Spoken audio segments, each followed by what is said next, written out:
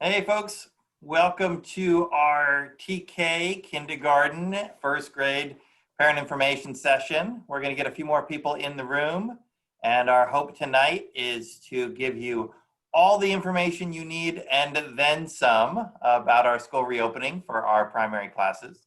But we'll start up in just a moment. We are recording this so that if you do miss it or somebody else misses it and they want to catch it, we will put it up on our YouTube channel tomorrow. So if you do miss it or you just can't take any more of me and Mrs. Lee, you can take us in small doses on YouTube. So we will be doing that. Once we get everybody in the room, we will start up, but it's good to see so many of you tonight.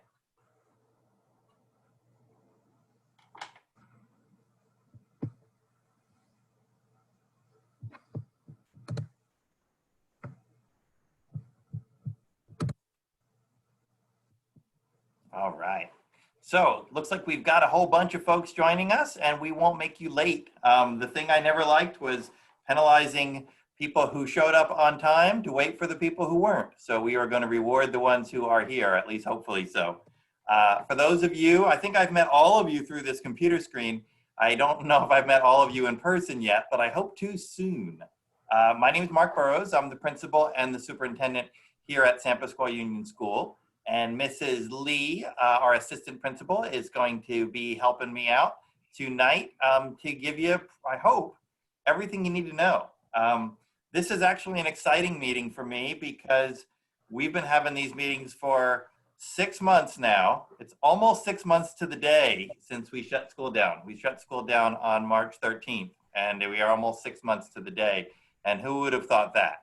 But we finally have some definitive news and some good news to share with you. We've been speculating a lot along the way. We've been hoping, we've been praying, and we are finally at a point now where we can open up school for people who feel comfortable coming. And really what the purpose of tonight is to go over the safety protocols that we have in place, to go over the academic programming, and then to talk a little bit about logistics, about how all this crazy stuff kind of works. We'll answer lots of your questions. In the chat room, feel free to ask questions in the chat room. If you have questions that are more general for the group, if it's more specific to your child, I put in Mrs. Lee's email and my email, so feel free to email us directly so we can respond to those types of questions. And like I said, we hope to kind of give you everything that you need to make an informed decision. We'll get to this in just a moment, but we sent out a survey about a week ago trying to figure out what people's preferences were. And I know that a lot of people were very anxious about that because they weren't too sure what they were committing to.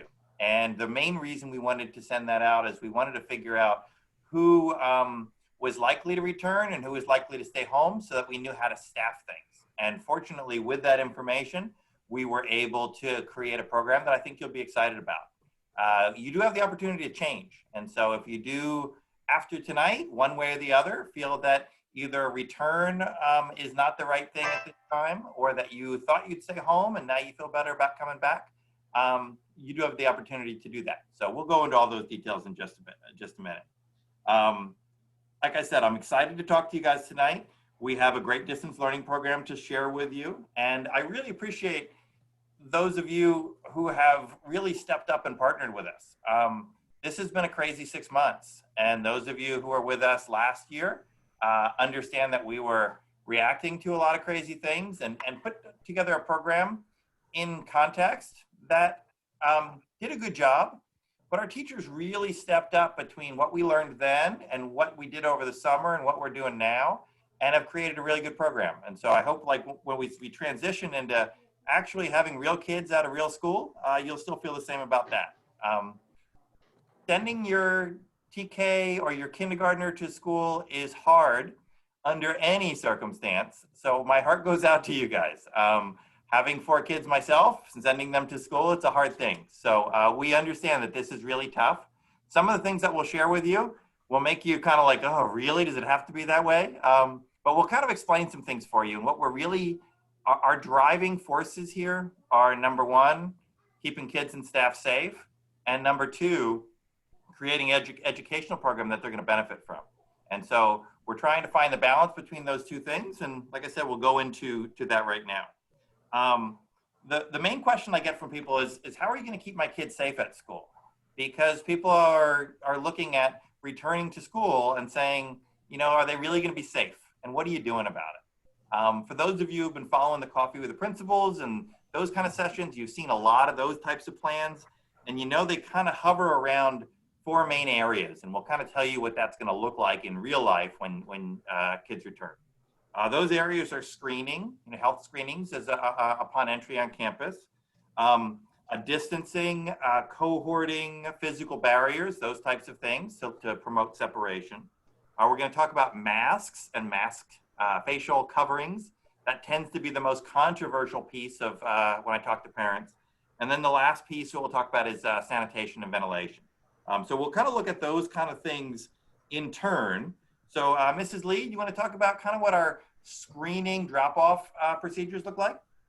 Yeah, the good news is we already have about 50 students who have been coming to campus on a regular basis since September 2nd. So we've been refining and our protocols and making sure that we can be efficient and maintain that safety. So when kindergarten and first grade students come to campus, you should drive through our regular drive-through line. And starting at 8:15, we ask that students stay in the car. We will have staff members come out at 8:15 to go through a symptom check, which involves 3 basic questions. Do you have any symptoms? And we'll run down a list of symptoms. Have you taken any medication for fever or cold? And have you had any exposure to anyone that's being tested for COVID or is COVID positive? So if you pass that portion of the screen test, we'll take a temperature reading. That temperature reading needs to be under 100 degrees. There's a couple opportunities for a second and a third read if for whatever reason the car was too hot, we need to place a child in the shade and just cool off a little bit.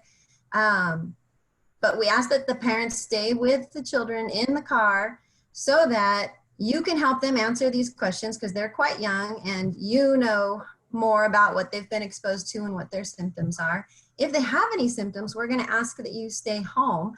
Mr. Burrows is going to explain the difference between the distance learning and the on-site learning. And so there's options for you if you end up staying home that day anyway, rather than coming to school and not passing a symptom check. And I know on day 1, especially with the little kinders, we're all eager to see what the first day of school is like. So we're going to have lots of aides out there and ASB 8th graders out there, and we're going to help escort the kids to class after they've finished the symptom check. The teachers will be ready to receive the students starting at 8:15. We have a lot of plans in writing, and we won't know exactly what it's like until we go through a symptom check with 6 classes full in the drive-through line. We think we can get through it in 20 minutes or so. We'll see what happens, and we have lots of thermometers out there and lots of people ready to support. The students will use hand sanitizer before they walk through the gates. And just some of the logistics with the symptom check. If students can have their seatbelt off, their backpack on their lap, and you roll the window down when we walk up, that'll make things be just a little bit more efficient. Like I said, parents need to stay with the students. As we start getting older students on campus, people might start walking to school, and we will be prepared for that. I think that most of the kindergarten and first grade families right now will just come in the car line. I just want to make sure I've hit everything.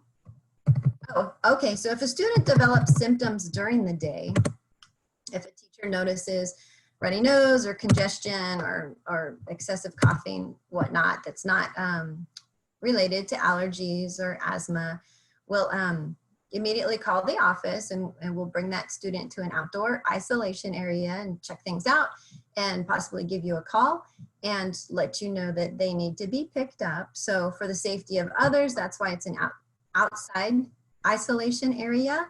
And then the county has offered us new guidance, which we thought it was pretty restrictive before, but with the new guidance that we implemented on Monday, if a student has any symptoms of any kind, they need to continue distance learning for 10 days. And those 10 days start the day after the symptoms develop. So if this is Tuesday and symptoms develop, Wednesday is day 1, and we'll go 10 days through there. And we'll let you know what day they can return. And like I said, Mr. Burrows is going to talk about the distance learning options. So if that should happen, then you would plan on logging into the distance learning session while still at home. The iPads will remain checked out to students throughout the year. I know that the kindergarten team, well, we'll be talking about this a little bit further, the kindergarten team is not expecting those iPads to come back and forth to school. So they'll just stay at home for students to use the apps at home. And then if for some reason children have to stay home, the iPad is ready for them to participate in that distance learning. Mr. Burrows, can you think of anything else in those areas? No, I think that sounds good. Yeah, the other reason that we keep folks in the cars is we want to prevent congregating at school. One of the things that we're trying to do is to promote physical distancing among kids. And so we want to kind of get them through the gates at about 8:15, and we'll get them directly to their classrooms. So we won't have kids that'll be heading down to the playgrounds or those types of things before school, because one of our goals is to keep them distanced the best we can, and to keep them from mixing with other cohorts outside their classes. We had a lot of discussions when we were formulating the plans about what kind of model to put in place. And we were looking at a blended model that was talking about kids coming 2 days a week, or kids coming every other week, or kids coming in the morning and the afternoon. And what we heard from parents and teachers is that people really like the idea of less kids in the class, but what they didn't like is the chaos that type of model would create instructionally and to parents and their schedules.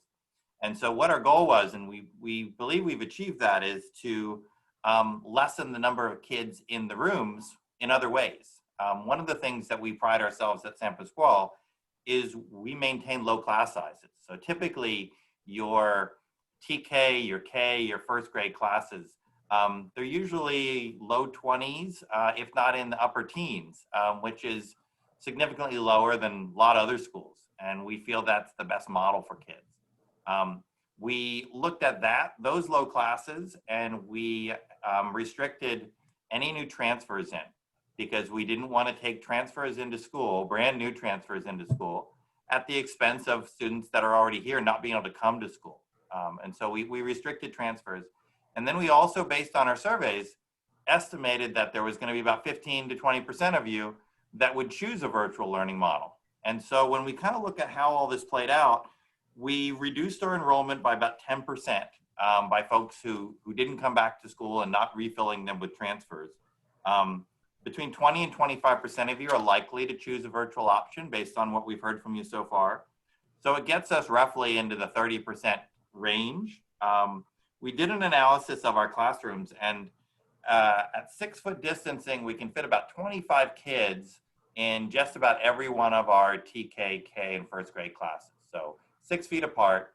It's not the best instructional model. You know, you have kids that are pinned to the back walls and pinned to the front and pushed to the side. And so when we started looking at our classes, we have room for about 25.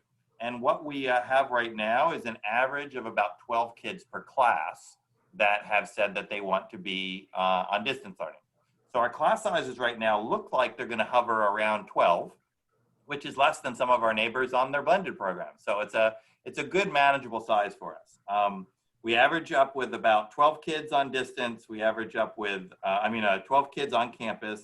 About 3 kids per class are choosing a distance learning model, and we're still waiting on an average about 3 per class. So that last 3 could go either way. But like I said, we're looking at 12, maybe 13, 14 kids on average per class.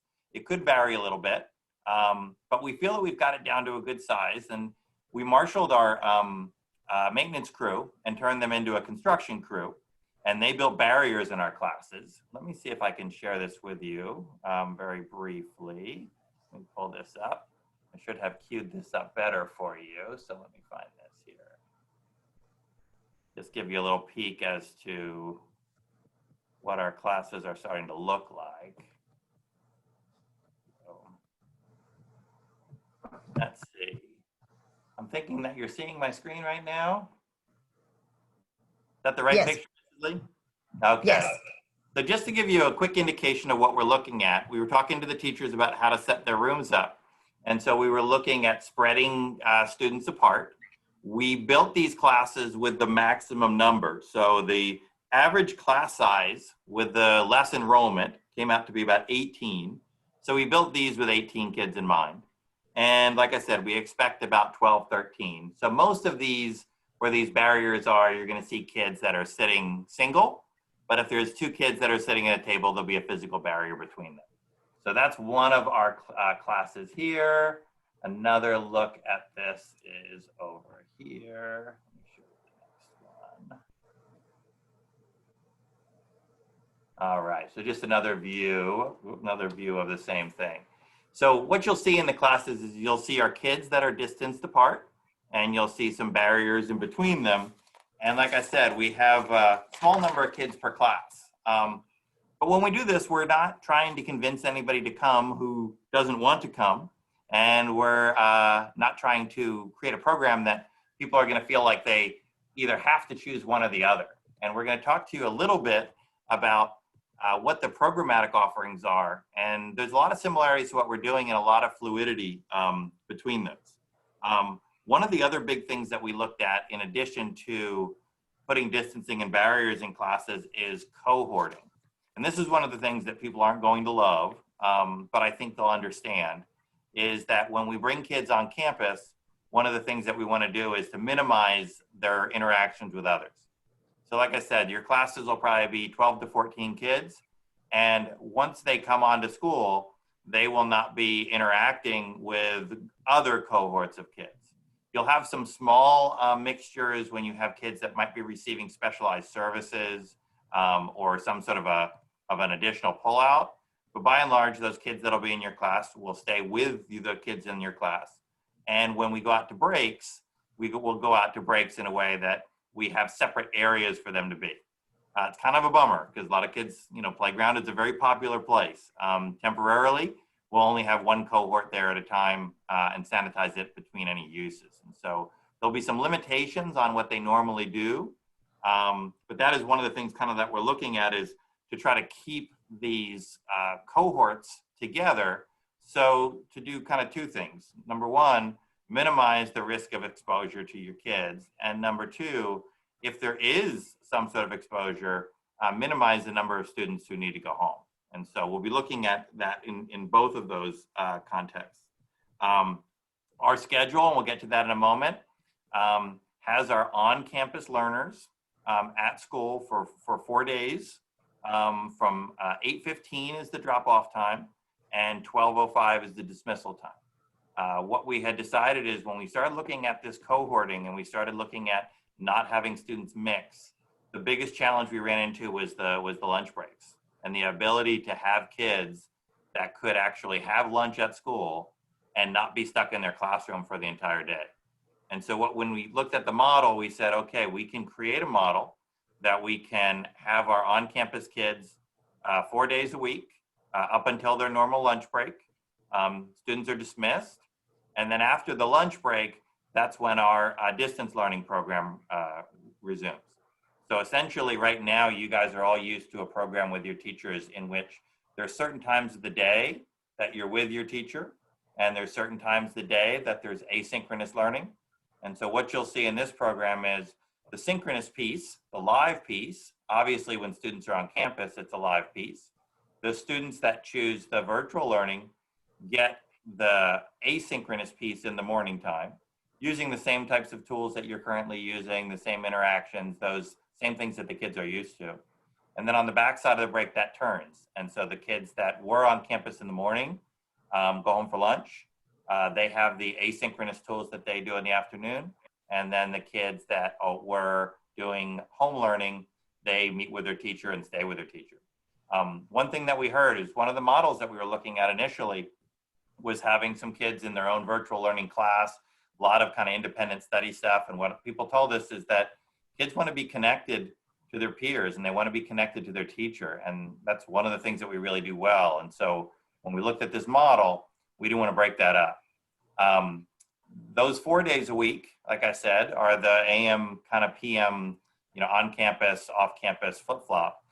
The Friday is the opportunity where the teacher is going to bring the whole entire class together, and they'll do that virtually. So you'll have virtual class stuff that we're kind of working out some of the details on our K and our 1, but it's going to resemble a lot of what you're seeing right now with your groups, and the kids have the opportunity to get together. So teachers will go through the specifics of that, but that's generally what the model that we were looking at.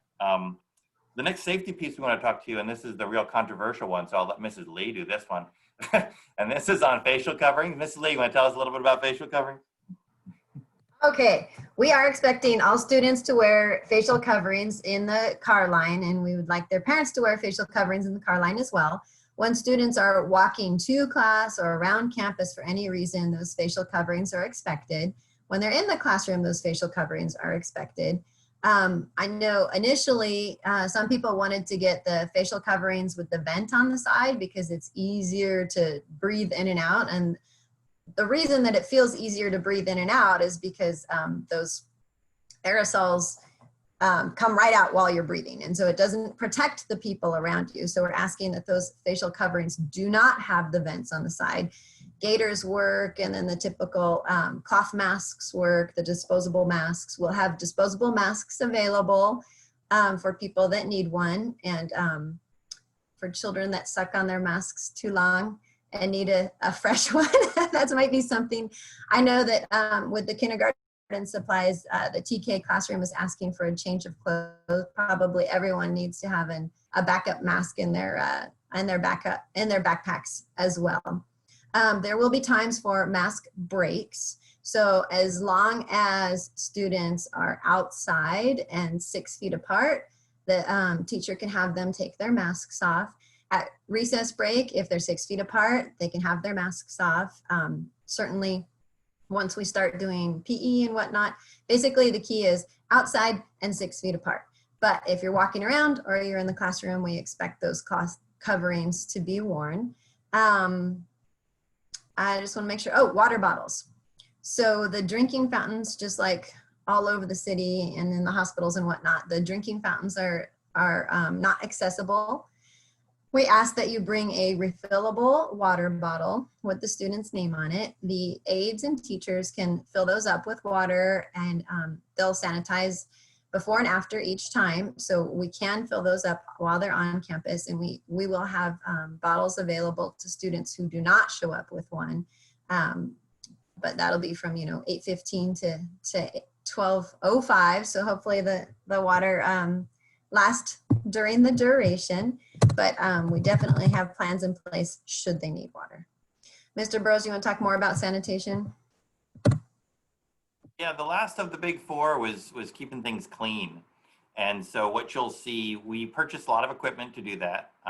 We have a machine called the Lotus Pro, and it's a water ionizer. It converts water into a disinfectant and can be used safely around kids. And so we energize our water on a daily basis to make sure that it will have sanitizing properties, and that's something that we'll be using and have been using with the kids coming back daily during the school day. And the nice thing about it is there's not any allergies, there's not any reactions, there's not any toxicity to it. So we use that during the day to keep things clean. We also purchased several electrostatic sprayers so that classrooms can be thoroughly disinfected each day. We've hired more people to do it. You'll find that your kids are washing their hands a whole lot while they're at school. We'd encourage you to do it before they come. We sanitize them before they come in, and then essentially at every transition. So as they come into the classroom, before they go to eat, before they go to break, after they go to break, when they come back in the classroom, if they sneeze, cough, make any sort of a noise that somewhat suggests that anything came out and onto their hands, we haven't washed their hands. So there's gonna be a lot of overwashing on that. So you'll see a lot of those types of things. Another thing that people have talked about is ventilation. And so we've upgraded our filtering system so that we're using MERV 13 rated filters, which is the highest filters we can use in our system. And we're also encouraging teachers and working on some plans to make use of outdoor space. It's a little hot right now out here, and so the outdoor spaces are a little bit challenging. But we're looking at options on how can we shift our learning from inside to out. How can we keep our doors open? How can we get kids some fresh air? That kind of stuff. So we're looking at those types of options as well. But like I said before, when we're talking about these, we really want to kind of explain to you what your options are, but your choice is going to be your choice. And both of those choices are equally fine choices. Like I said, we've got a good program on both sides of it. We had some people that say, hey, when do I have to decide? Because I told you guys, like, okay, you have 48 hours, make your decision. It's the most important decision of your life. Let me know in 2 days. That had to do a lot with whether we had to change staffing. Really what we need to know is who's coming to school on Monday and who's staying home on Monday so that teachers can connect. One of the things that we like about this program is it allows a lot of fluidity. We do want people to commit to one side or the other as far as, are you going to be on the distance learning side or are you going to come to school? Because there's a lot of disruption when a kid's coming to school some days and saying, going back and forth.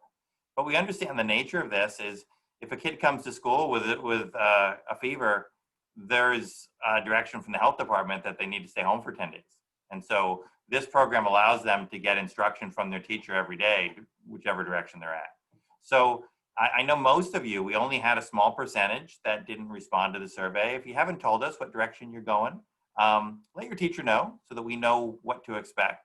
Once this starts up and we get you in one side or the other, the virtual or the other, we are going to ask that folks stay in that model up until our trimester breaks so that we don't have this kind of back and forth jump. Really, the one restriction that we'd have as far as moving models is really class size. One of the things that we kind of built this on was to try to keep physical distancing. And so we'll be continuing to monitor health trends. We actually met with the health department today and got good news that the 2 zip codes that feed our school, 92025 and 92027, are both down in cases. We did not move as a county into the purple level, which was the fear and the threat that we were going to have. So we're seeing some good indications across the board. As long as you don't attend San Diego State, I think most of us are doing okay. But you're seeing some stuff down there. But fortunately for us, we're seeing some improvements in health. And so that's going to be a factor too. But we do have the ability, based on how we're running this program, if we needed to move back into a distance learning school-wide, we would. There's some thresholds and markers of if we did have positive cases, what would happen to individual cohorts or grade levels or school-wide as far as having to go back and forth. And so we have some plans in place that allow us some fluidity to move back and forth between those models. So like I said, if you haven't decided, let us know Thursday, Friday of this week, because we are starting up on Monday, so that we kind of know what direction you're going. And like I said, you can change your mind. We would just, once we start you, we would look for that to be on trimester breaks. For this Friday, as far as schedules go, this Friday is going to be a slightly different day than some others in that it's going to be a transition day for us to make sure that we're all ready for your kids and that we're ready to bring the kids in that are coming and provide for the kids that are staying at home. So kind of expect, and your teachers will share some more information with you, but kind of expect that you will have some whole class Zooms or grouping Zooms in the morning, and that the teachers will have some asynchronous work as we get ready to transition. So they'll give you the details on that stuff. Let's see, questions on daily schedule. Ms. Lee, you want to talk about pickup procedures and time and place and all that kind of stuff? Yes, absolutely. I'm going to click over to my notes just to make sure that I include everything. But the daily schedule, like we've been saying, drop off is at 8:15. Class will start about 8:30, 8:45-ish, depending on how efficient we are, and I'm sure we'll get better as we go on. There will be a 15-minute break during the day. There will only be 3 classes / cohorts out at a time, and each of those classes will have a assigned area that's very separate from the others. So the idea is that the students need to remain in a cohort at all times, and they don't interact with the other cohorts. So 3 kindergarten classes at a time. They go back in. We spray everything down with the sanitizer. First grade classes, 15 minutes, they go back in. I know one of the questions was, when can students have their masks off? Like I said, anytime they're outside and they're 6 feet apart. So if a teacher is holding an outdoor class and they're seated 6 feet apart, they can take their masks off. The teachers are gonna use this as an expectation. Just when they're closer together, they're gonna remind them, put your mask up, put your mask up. And when they're, if they, we're gonna say airplane arms. So if everybody puts airplane arms out, and if you're getting too close, remember, separate. And I know that some of the teachers have some visuals that they're working on for that. For those of you that are part of the free and reduced lunch program, or you like to purchase the school lunches, I do like the teriyaki chicken and rice myself, but those are still available at dismissal. So you'll have the opportunity, the children will the teachers will ask if they're gonna pick up breakfast or lunch or both, and then we'll have an aide walk the students over in separate cohorts to the kitchen to pick those up. So those will be cold, they will not be heated, they can be taken home to be eaten. So those of you that get the free and reduced lunch, it'll have the breakfast and lunch in there. They can eat the breakfast the next day, they can bring it back to school to eat it the next day. I think the teachers are asking for students to bring 2 snacks. So they'll have their scheduled break time that aides will be supervising. And I think some of the teachers have plans for a second break just to help break up the day a bit. As far as pickup procedures, the teachers will have the students walk out to the pickup area and seat them on blue dots, or it's blue painter's tape, 6 feet apart. We're going to ask that they be in alphabetical order. The teachers are going to have assigned sections of the parking lots. So you'll be able to find your student in pretty much the same area every day. We're going to ask families to take a piece of paper and write with a marker your teacher's name and then your student's first name and last name. So as you're driving through the drive-through, we can help direct you to their location. Just stay in the single file line. After you do the pickup, you can pull out and exit. So here's what's going to be different this year. The main lot where everybody typically does the drop off is going to be first grade only.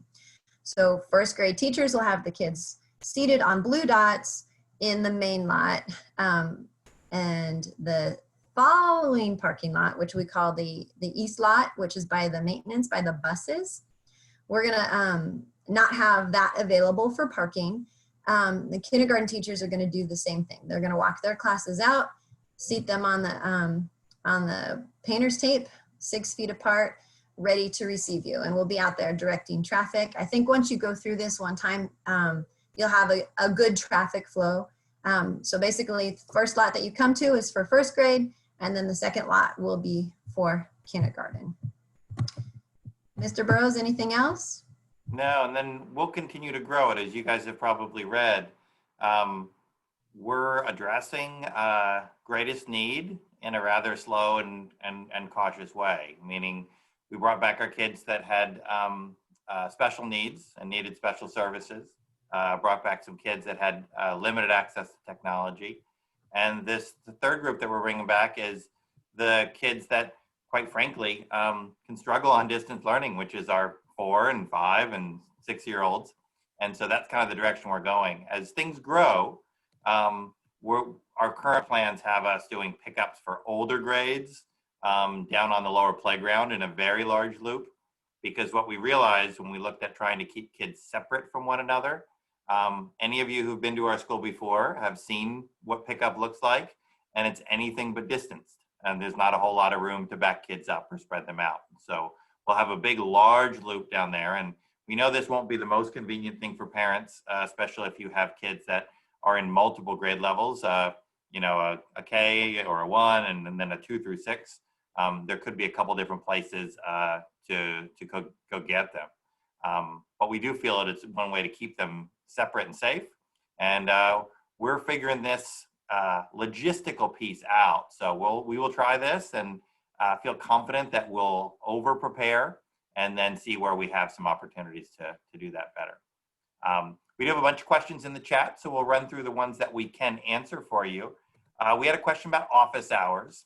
Yeah, the office hours are probably going to resemble more like what you've kind of been used to with teachers before, in that they may want to talk to you before school, or Fridays are going to be some opportunities. There won't be a whole lot of opportunities for office hours from Monday through Thursday, because your Monday through Thursday, they'll be with kids all day. And so they won't really have the opportunities, but kind of the before after school times. And then Friday we'll have some flexibility for connecting with your teacher for those types of questions. The nice thing about what we have that now though, is there's a lot of ways to stay connected through all of our tools. So hopefully that will help. We had a question, are there any plans to lessen the piece of independent study for students who choose to come on campus, or provide packets that kids can take home and complete? What I would suggest is talk to your teachers about that, because we do have different ways of serving different kids. And some kids really thrive in the tech tools that we have, and some kids do a whole lot better with pencil and paper. Some kids have technology needs that they need pencil and paper. So if you have an individual need for your kid, talk to your teachers because they can help you. Programmatically, we're going to continue doing what we're doing right now, as it seems to serve a large number of students, but talk to your teacher about if there's some individual needs there. There's a question about Kids Club. Is there going to be Kids Club from 12 to 3 and on Fridays? The answer to that would be initially no. Right now, our Kids Club folks are providing some within school supervision to students that have not returned to school yet. So the older kids, as of Monday, it'll be our 2nd through 8th graders. They're providing supervision for some high needs kids and for some staff children. So the Kids Club stuff will likely to resume after that. The challenge that we have with the Kids Club program will be cohorting. So some of that will depend on what the recommendations are for mixing of cohorts. So that's one of the challenges that we have with an after-school program, but we don't have it planned for right now. Are you planning to utilize outdoor space for learning activities? The answer is yes, and we're having lots of conversations about how best to do that and how to schedule it. We had some shade companies out just yesterday to talk about how to add some more shade to some areas on campus. We're looking at bringing in some furniture. What we're identifying right now is what's the kind of teacher's preference and need as far as getting kids out. But the recommendation, the guidance that we have is that getting kids between the outside and the inside environment tends to be a good model. It's hard for kids to be outside all day long, and we'd like to have them outside some of the day. So we're looking at how to flex that and do it safely. I might have missed this, but they are not on campus on Fridays. That's correct. Our initial rollout is the kids who are choosing to return to campus, it'll be Monday to Thursday up until lunchtime. So Monday to Thursday, we'll start taking kids in through the gate at 8:15, and we will dismiss them at 12:05. Do the teachers have the capacity to control and maintain physical distance between kinders? They're not superheroes, but they will do their best as far as keeping them apart. What we found is we had our preschoolers were actually our first students to return because we were able to return our preschoolers under the childcare guidelines. And really what the childcare guidelines were designed to do is to say, okay, we know that 3- and 4-year-olds will not be able to maintain physical distancing unless you were to tie them to the floor, and we're not allowed to do that. So the preschoolers, the design with them is a cohorting model to keep small groups of kids together, which is what we're doing now. They've also found through some experience with the cohorting model that there is very little transmission from or between kids of that age. And so one of the other reasons we're looking at bringing our younger students back is there is less likely for them to catch COVID and less likely for them to spread. Does not mean there's no risk, which is the reason why we're going through great pains to look at our distancing and our sanitation and our ventilation and all that kind of stuff. But we do take some solace in what we've learned so far, and that you keep younger kids in small groups, knowing full well that you will distance them or put some barriers in, but they are going to come close to each other. And so that's it'll be one of the challenges of having our younger students back, but one of the benefits of having about half as many kids in the room as we normally have. It says October 12th through 16 was scheduled for a minimum day. What will that week look like now? Likely going to be a 12:05 dismissal all day. We haven't got to October 12th yet in our planning. We're worried a lot more about Monday, but I would say that October 12th through 16th is going to be treated like minimum days. And so you will likely see the teachers teaching kids in the morning and conferencing with you in the afternoon. That brings up another thing. We kind of alluded to it, but didn't get too much detail on it. And that has to do with campus visitations. And so when we are having the check at the car and the kids being escorted in, one of the reasons of that is we're restricting visitors to campus. We started out very slowly with our staff. We returned our staff to campus. They're checked every day like the kids. They are not permitted to come to campus if they're symptomatic. But our staff has some concerns about their safety. And so we want to make sure that we aren't introducing more folks here than we need to. And so we will be accepting what we're deeming essential volunteers. And those are folks that will go through some of our safety protocol training, that want to help us with kind of screening and distancing and that kind of stuff. But we aren't having any adult volunteers into the classroom at this point. It pains me to say that, because for those of you who've been around school, you know the two things I ask for the most are your money and your time. And so right now, we really can't have you here for a little bit. And I think it's hard on everybody, you guys included. We're looking forward to the day we can have our volunteers back, but that's kind of where we're at now. So I would imagine, unless our conditions change greatly, those October conferences will most likely be through boxes like this, but hopefully we will improve to a certain point. What activities are children going to be doing that would allow them to have mass breaks? Are they going to be doing outdoor learning, or is that the only purpose? Yeah, so the mass breaks are a benefit. I think teachers and students alike understand that being in a classroom for extensive periods of time with a mask on is not good for anybody. And so we will have opportunities for them to get out for outdoor learning. They'll have an opportunity to get out for recess. They'll have an opportunity to get out when the teachers say, hey, let's go out and take a mask break. The activities that they'll do are going to be kind of grim because we're not having them play on the playground or play team sports or those kind of things. It's probably going to be a lot of milling around having a snack.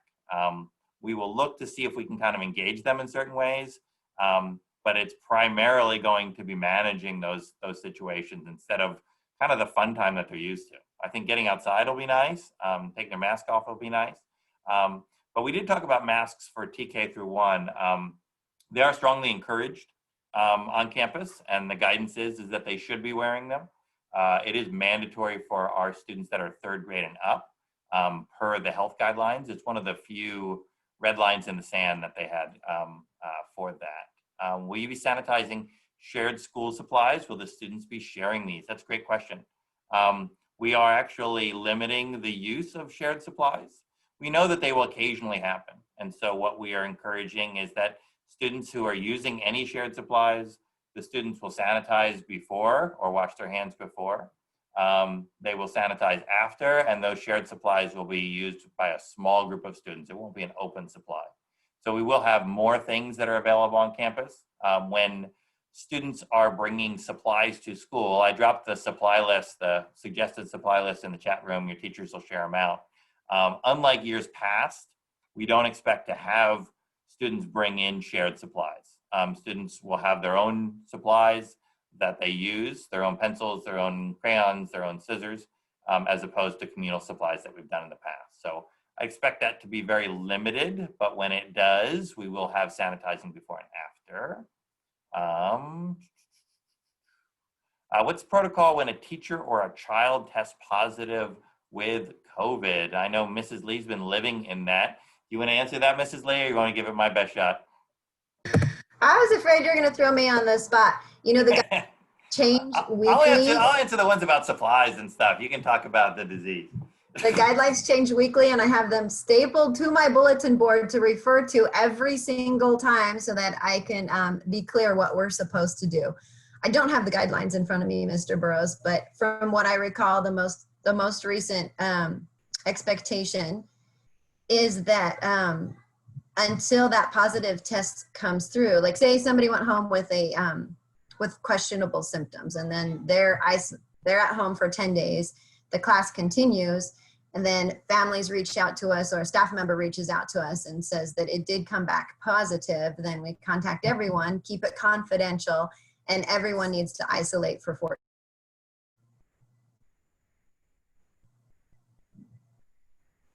days. Did you freeze up, or is that me, Miss Lee?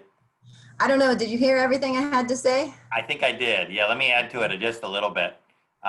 What the health department is telling us is that if we had a student that is in close proximity for an extended period of time, it requires quarantining. And there's some debate going back and forth on how they handle it. And Mrs. Lee is correct in that it continues to be a moving target.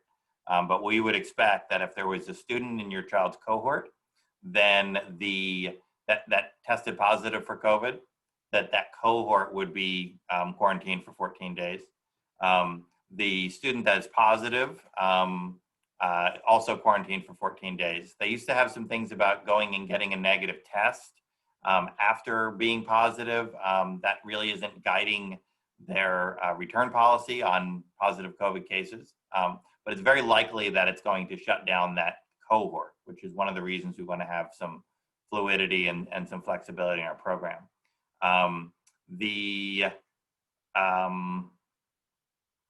Lost my train of thought on the next thing I was going to tell you. The mandates for kind of school-wide closures. So typically what we try to do is to limit exposure from students to another, especially close quarters for extended period of times. And close quarters are within 6 feet for longer than 15 minutes without wearing a mask is how they define it. The school-wide thresholds is that if we are have 5% of our school population that is positive, that's not a whole lot for us, then the school shuts down. So one of the things that we realize is that as we move forward, we'll take the wins on the lower cases, but it's really going to depend on how it applies to us directly. So that's the guidance that we get, but it does change quite frequently. If we had a positive COVID case, we are in at least weekly contact with the health department, and we would reach out to them and they would say, this is what you're doing. So that's kind of how that goes. Let me check on your other questions. There was a question about face shields versus face masks. So for our students that are in your grades, face masks are strongly encouraged, but face shields can also be worn. They do provide some protection. They do recommend students that are wearing face shields to wear a drape on it, which is, a little thing that hangs so that you close that space. For students that are 3rd and older, and for adults, they have very limited exceptions to substitute a face shield instead of a face mask or covering. And the kind of teacher guidance on that is that the teacher should only remove their face mask for specific purposes, communications, understanding, connecting to students, those types of things. So the teachers will probably use a combination of those two things. But for students, it is an option, but we still encourage the facial coverings. Parents decide to wait a few more weeks to have their child attend campus. Will their spot in their current class with their teacher be held? Yeah, so if somebody wants to wait a little bit longer and say, hey, I'm not ready yet, I would rather do the virtual learning. We're not going to change your class and we're not going to change your teacher. What we would do is have you, most likely, we'd wait till the end of the trimester to reevaluate that. So our trimester ends, I think it's mid to end November. So if you did want to stay a little bit longer, we'd have you in that until the trimester break. And then what we would do is monitor how many kids are in the classroom and can we move some kids in and still maintain a safe environment. It says in your initial email, it says second grade and younger are recommended to wear a mask and third grade and up is mandatory. It sounds, no matter what, it's mandatory. I would say it's still recommended and strongly encouraged for students that are second grade and younger. What we do in our preschool is the teachers will remind them, encourage, and model. And most of our preschoolers do wear a mask throughout the day. But it is not mandatory for students that are second grade and younger to have a mask, but we will encourage it. Where it is mandatory, and maybe this might be the confusion, we do require them to have it when they arrive at school and when they're in transit. So when they're coming into school, they need to have a mask on. When they're going out of the classroom, when they're exiting school, that kind of stuff, they need to have a mask on. When they're in their classroom, and obviously when we talked about some of those playground breaks, it is strongly encouraged. There's a question. While you're reading that question, let me just let the parents, if you have older children, the way that the legislation was written, if a third grade and up student is not going to wear a mask, they can be excluded from school. So they're not permitted to come to school if they're not going to wear the mask. And so that legislation was passed to just be the red line in the sand that Mr. Burrows referred to. The littler ones, we know it's going to require a lot more teaching and setting up expectations. They're not going to be excluded from school, but we do want to maintain the safety of those around them. So they're going to be reminded when it's not an outdoor break, put it back up, cover your nose, lots of reminders. Yeah, another question on notifications. We definitely will notify you if there's a positive test within the cohort or if there's a spread school-wide. We won't tell you who the individual is, and we typically don't notify for symptoms unless those symptoms are presumed to be COVID related. So it's a really weird dynamic that we found ourselves in.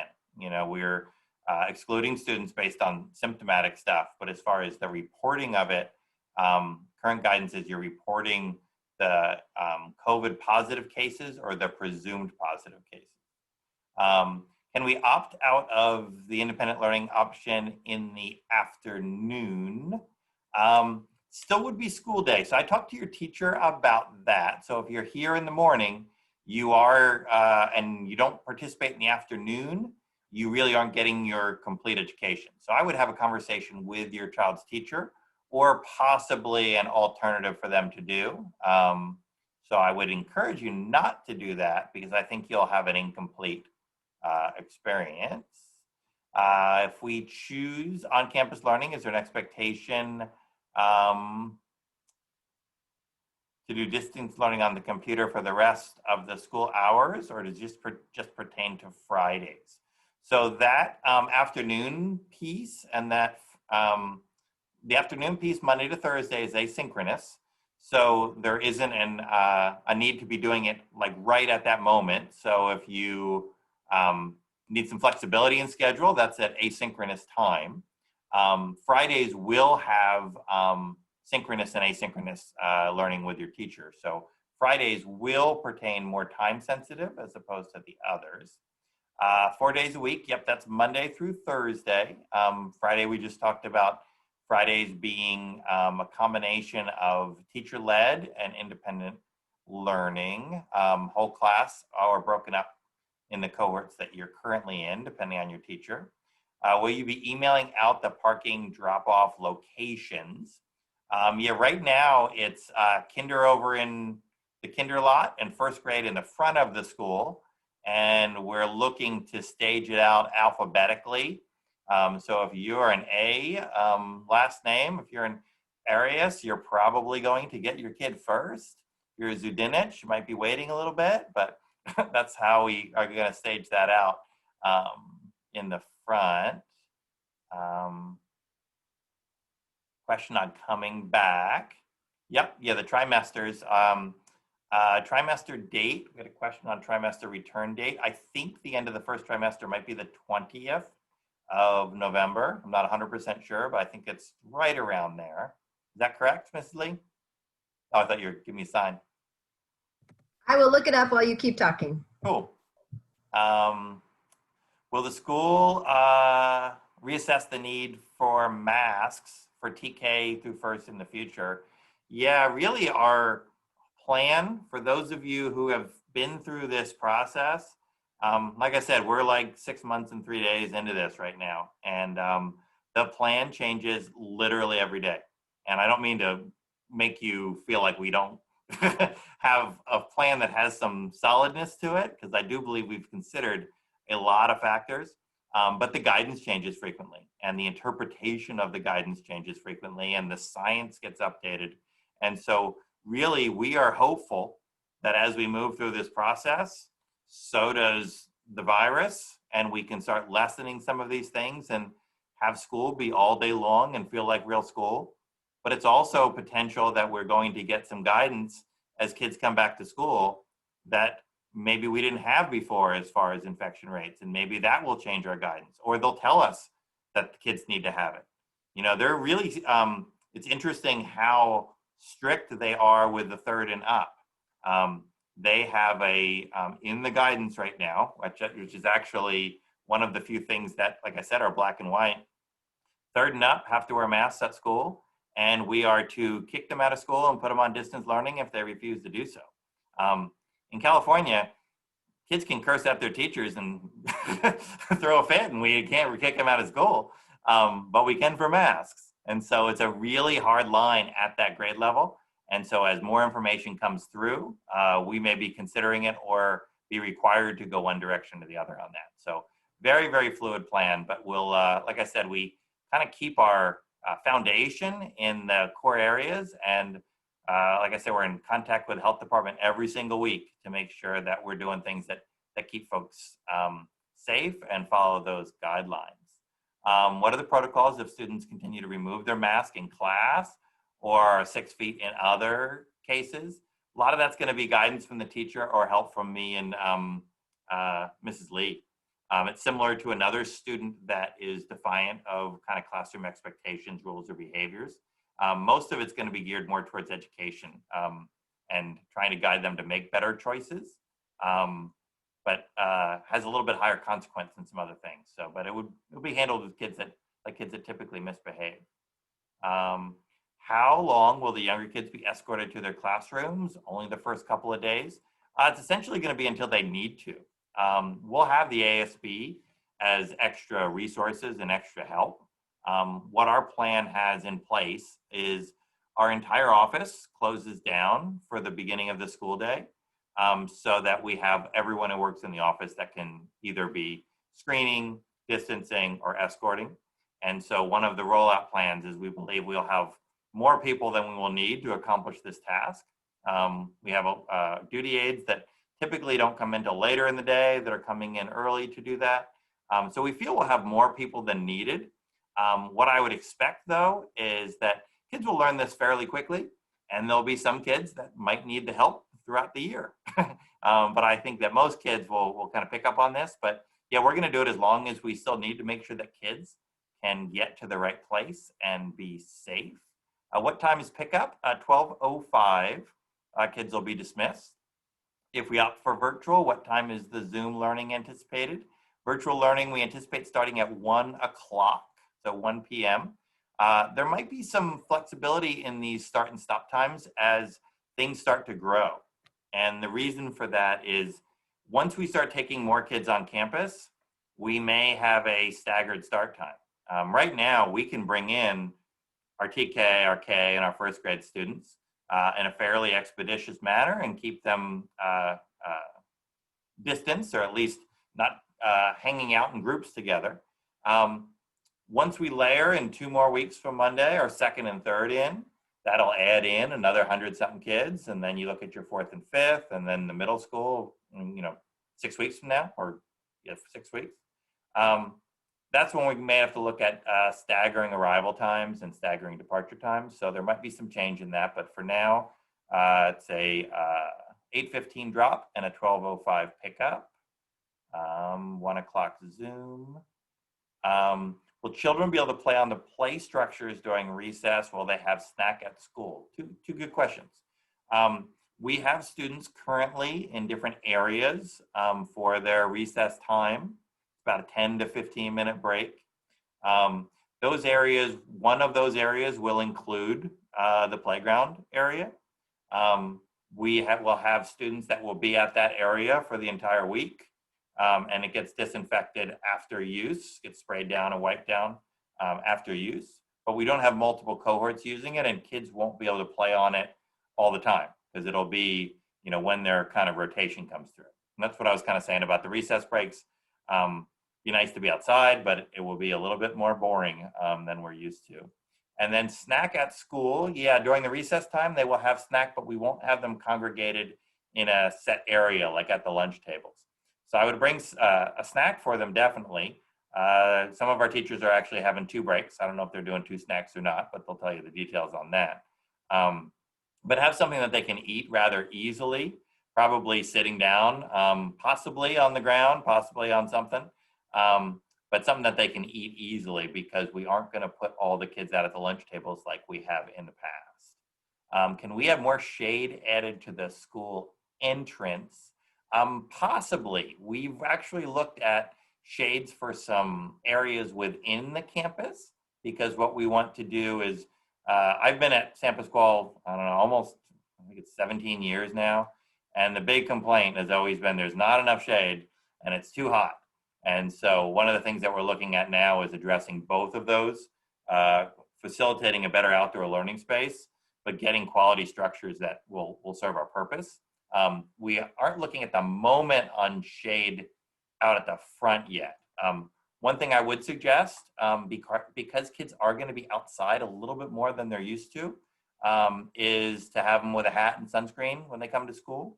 Mrs. Lee, I believe, talked about refillable water bottles because the water fountains are not going to be used, but hat and sunscreen is also a good suggestion. As older grades head back, will this affect the preschool drop-off pickup? What if you have multiple children at different stops? Yeah, you could have several places to go. It's actually going to be much easier on preschool than it has in the past. For those of you who had preschoolers in the past, we had a loop over in the west parking lot that got in the way sometimes of preschool parents who are trying to pick up. What we anticipate is on that pickup, first graders will be in their own loop in the front of the school. Kindergartners will be in their own loop in the kinder lot. So if you have one of each, you would need to go to 2 different areas for them. And then 2 through 8 will be in a giant loop down in the lower playground. That was the only way, once we started bringing back large groups of kids, that we can actually have them distanced out into the grass so that they're not huddled up near the buildings. But your kindergartners and your TKs and your first graders, they got the smallest legs and they move the slowest. And so we are having them dismissed from the front where it's safer for you guys. Will teachers be wearing face shields so their face is visible? Teachers are expected to wear face coverings unless they need their face shields to more effectively communicate with students or connect with students. So you'll see a combination of those 2 things, but you'll see the facial coverings more often. And then adults are required to wear facial coverings when they're outside of the classroom. So when teachers are outside the classroom, you'll see those. What symptoms would require the 10-day virtual? Unfortunately, it's a lot. Mrs. Lee, would you be able to grab a copy of the symptoms and drop them in the chat, or do you have them in front of you? You know, I'm working from home tonight. It's a little bit different with one screen, but everything, fever, cough, runny nose, congestion, fatigue, diarrhea. There's one right outside your office door, Mr. Burrows. Yeah. Let me go grab that for you. Wait 1 second. All right, I'll see if I can answer some of these questions while he's gone. For distance learning, what's the agenda like? That'll be something that you'll work directly with your teacher on. And it's interesting that you bring up the arts and crafts. We were just talking about this with the middle school team as we're trying to figure out how we're bringing middle school onto campus. It does require that teachers have their lesson plans finished a week ahead of time, so that with Friday distribution, we can send home the supplies that are needed for at-home projects, because it's not like you could be on the fly. Oh, we're going to do a little leprechaun today. Oops, I forgot to send it home on Friday. So that, that is why we do have the minimum days on Friday, so the teachers have time to create those plans. They're doing an amazing job preparing things right now with the distance learning, and they'll continue to do an amazing job with the combination of on-site and distance learning. And we'll still have that Friday distribution available for parents that are doing the distance learning. Mr. Burrows, do you have the symptoms? Yeah, I got them for you. They are fever, cough, difficulty breathing, fatigue, which all of our teachers are claiming that these days, rightfully so. Body aches, headaches, loss of taste or smell, sore throat, congestion, nausea, vomiting, diarrhea. And so there is a lot of things that could be other things. And so one of the things we're looking at, if your child does have a chronic condition, an allergy, some sort of an intestinal thing, if there's something that they have that creates those symptoms, especially the ones that are visibly apparent, get a note from your doctor so we don't have to exclude for chronic conditions. Outside of that, they're really restrictive with us on the current guidance. And like we said, most kids have most of those things over the course of the fall. And so hopefully we'll be taking steps to keep ourselves healthy. But those are the things that we're supposed to be restricting for. So it's pretty rough. So that's kind of what they're looking at there. Mr. Burrows, I'll read the questions to you so you can answer them. Yep. Will Zoom time change for older children to allow time for parents to drop off the little kids, and then the bigger kids are expected on Zoom at 8:30? So I missed the very beginning of that question. Could you repeat it? Will Zoom times change for the older children to allow for the TK1 drop off? So the older kids that start at 8:30 on the Zoom? That's a good question. Yeah, that's a good question. So is it assuming that the older kids are coming to drop off? Is that kind of what it sounds like? For parents that don't want to leave their children unattended at home while they're doing the drop off. Yeah. Typically, the good news for most of that is that the teachers are using that first half hour of the day for non-instructional pieces. The older kids, depending on whether you're middle school, they have what do they call in the middle school thing? Middle school hangouts. Mm-hmm. And so they're doing some kind of team building, some social things and that kind of stuff. So if you are running into that, let your teacher know. I do expect that as we start bringing more kids in, that beginning of the day is going to be a soft open, and that we won't have any instruction in any of our on-campus classes for sure as we roll in. But talk to your teacher if that's coming to a problem, or let Mrs. Lee and I know, because that isn't something that we had looked at in this rollout. So it's a really good question. Oh, thanks for pointing that out, Carrie. As far as PE, there's a question about the kids will have recess on the playground. Yes. Is there time for PE? Well, with the limited instruction time that there is, that's going to be up to the teacher. Mr. G will continue to provide the asynchronous option that he's been providing. So that will be up to each teacher, but Mr. G will continue to send what he's been sending. Golf carts are allowed for drop off and pickup. We ask you to have a mask on and stay in the cart.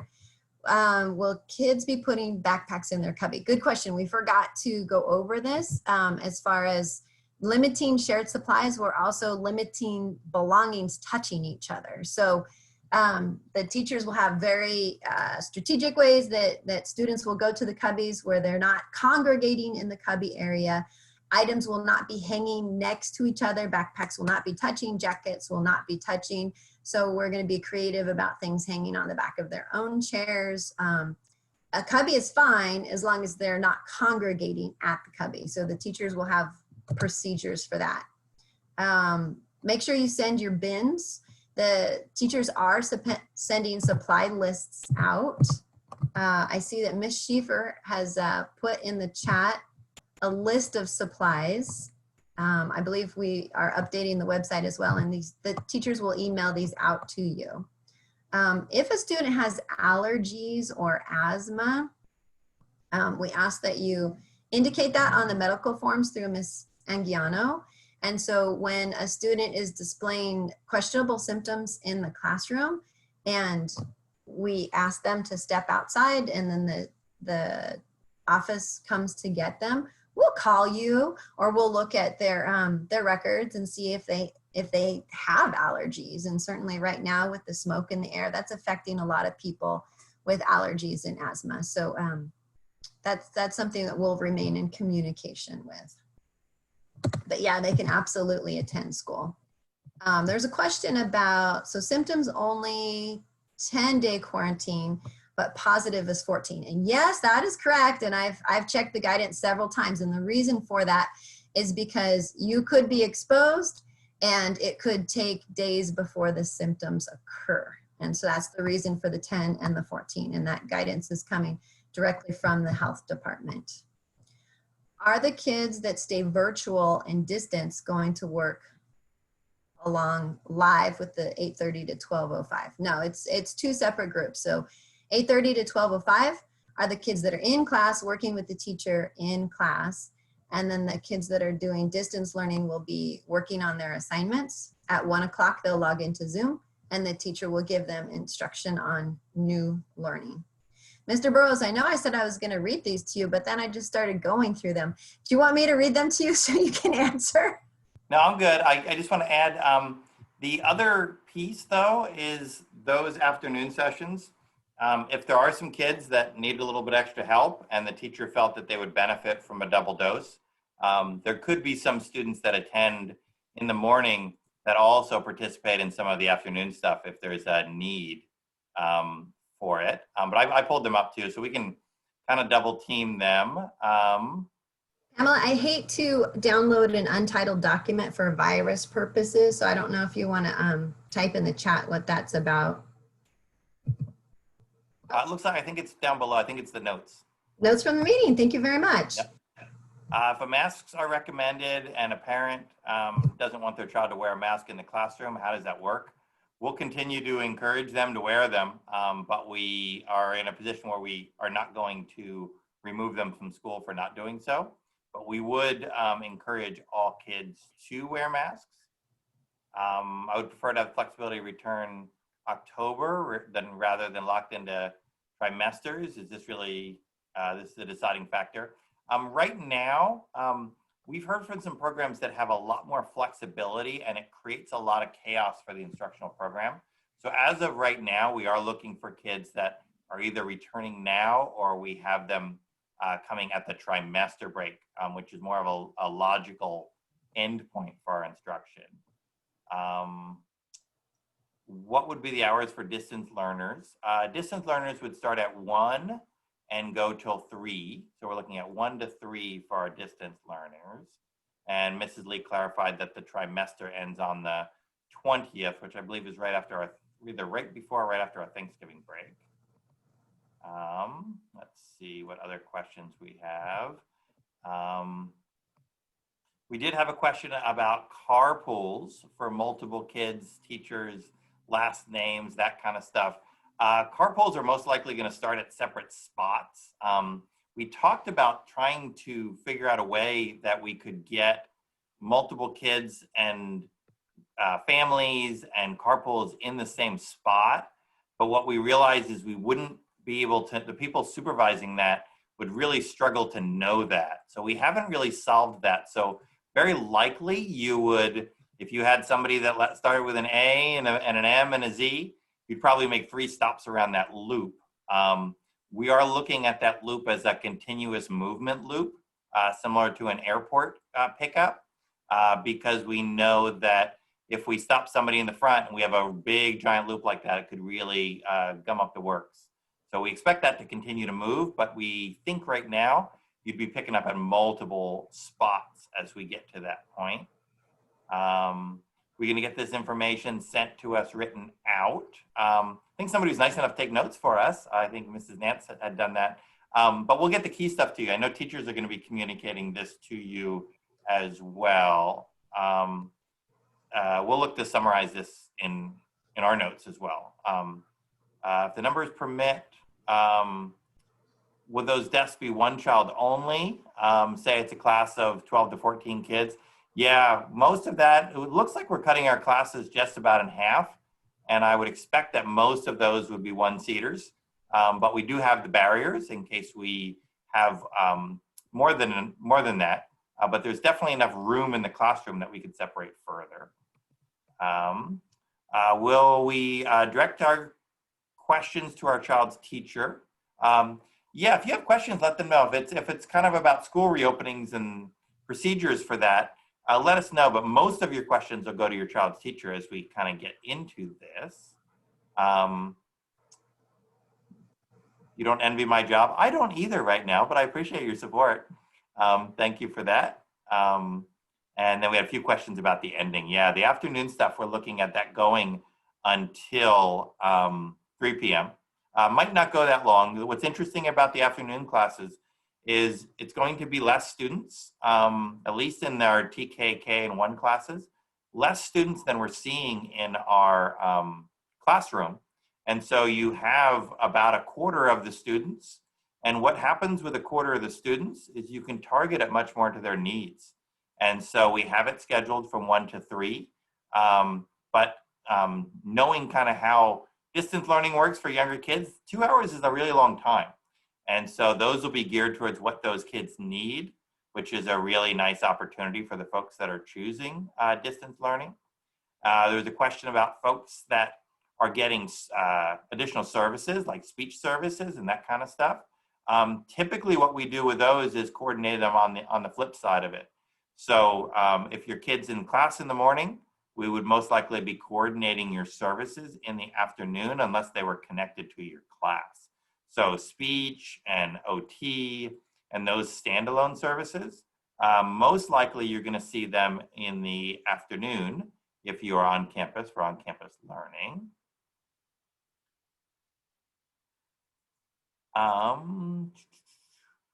Does SPU have the ability to have all students on campus at once? Somewhat of a loaded question. I would say that our current model, which is our most conservative one, was looking at factoring in that we would have less students here because we had about 20% that we felt was going to choose distance learning. When we did our full analysis of our TK through 5 classes, assuming 100% of the people showed up, our TK, K, and first grades could all accommodate the full number of kids that are in their class. We liked the fact that we're able to roll that back and have it more resemble what a blended class would be, you know, half home, half here, and kind of do that kind of crazy model. So we'd look at whether it was safe enough when we kind of got to those trimester breaks. But I would say right now, the only grade level that popped over for us in the elementary grades was 4th grade. And then we're still looking at our middle school models because our middle school numbers were not accommodating 6-foot distancing.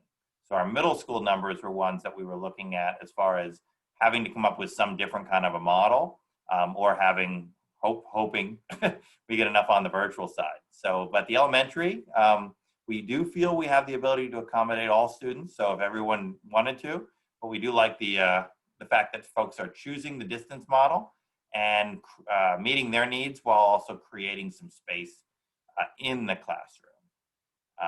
I think we may have gotten to the bottom of our chat. Mrs. Lee, do you see any questions that were in there that we may have missed? Go ahead.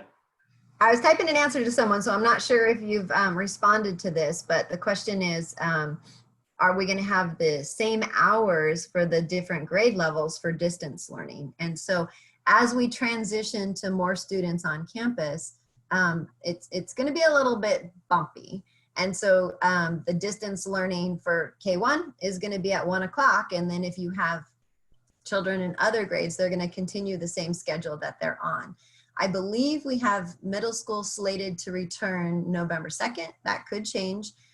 Once all students are on campus, then all grade levels would be pretty much doing the same thing with the distance learning, where it would be an after lunch Zoom. So it's gonna take a few weeks before we get to that point, but it's part of the rollout process. Yeah, and then I saw a question in there about COVID tests not being available for children. And so what we're hearing is that there are definitely COVID tests for children, but a lot of primary care providers are not doing COVID tests on kids if they're not symptomatic. And so we're not seeing widespread testing on individuals that lack symptoms. We are looking into some options to provide some testing for students and staff. Students would all be voluntary. We're might be able to work something with UCSD. They have a really interesting program that we've applied for that, with parental permission, would do testing of our students and staff on a regular basis. So we're looking at that option as well. Most areas, what you're seeing is a lack of capacity for widespread testing, but a promise that that capacity is going to get better. So that's kind of what we've been hearing. It's been a topic of discussion with me and the other superintendents, and that we really are trying to get a testing capacity higher so that we're not speculating on what our level of COVID is or isn't. We're actually making an informed decision on that. So there are some tests, but like I said, they do tend to limit them. There are a number of pop-up areas that you can get tests for students and adults. If you go onto the county health, there's a website, 211 San Diego or something along those lines. You can get health information on where those pop-ups are, but doctors themselves, for the most part, are reserving it for people that are going in for some procedure or have some symptoms. All right. Like I said, I think we have gotten through. Is there anybody who has a question that would just like to ask, or anything that we missed? I know we barreled through a ridiculous amount of information in an hour and 20 minutes. Your teachers are going to be communicating with you a lot of the practical classroom stuff. And then we'll continue to let you know as far as safety procedures and protocols and how those school-wide measures are going. But one good news is that what our plan is designed to do is to bring kids in at less capacity than we feel confident taking care of. And what I mean by that is we brought our smaller groups of high needs. Now we're bringing in 2 grade levels. We want to make sure that all the stuff that we wrote down in our hundreds of pages of guidance and document work the way we expect it to work.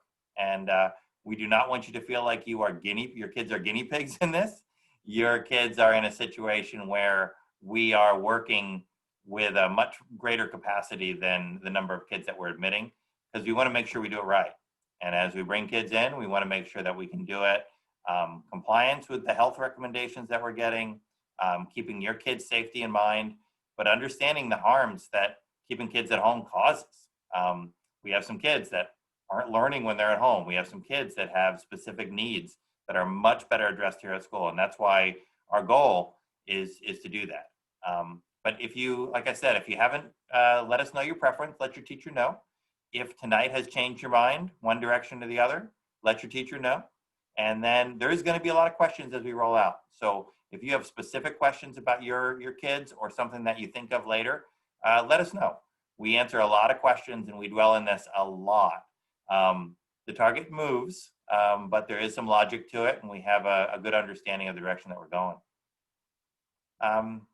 Anybody else have any questions or comments? Mrs. Lee, anything you have?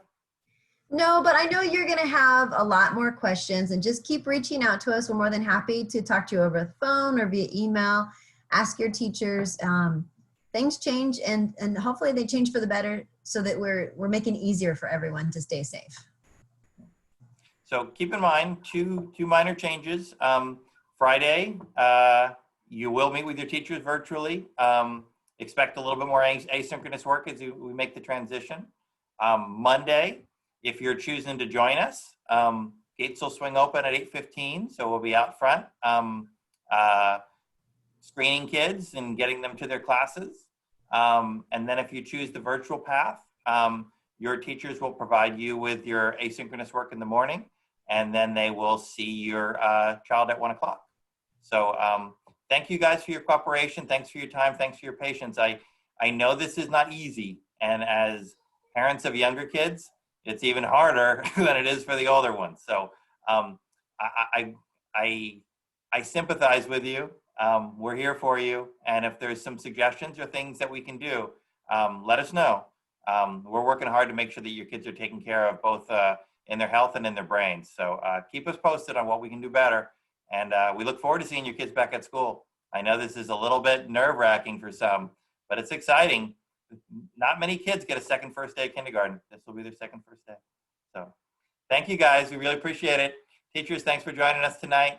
If you guys have any questions, like I said, reach out. I put our information out there, but email us, call us. We're here for you. All right. Bye, guys. Have a good night.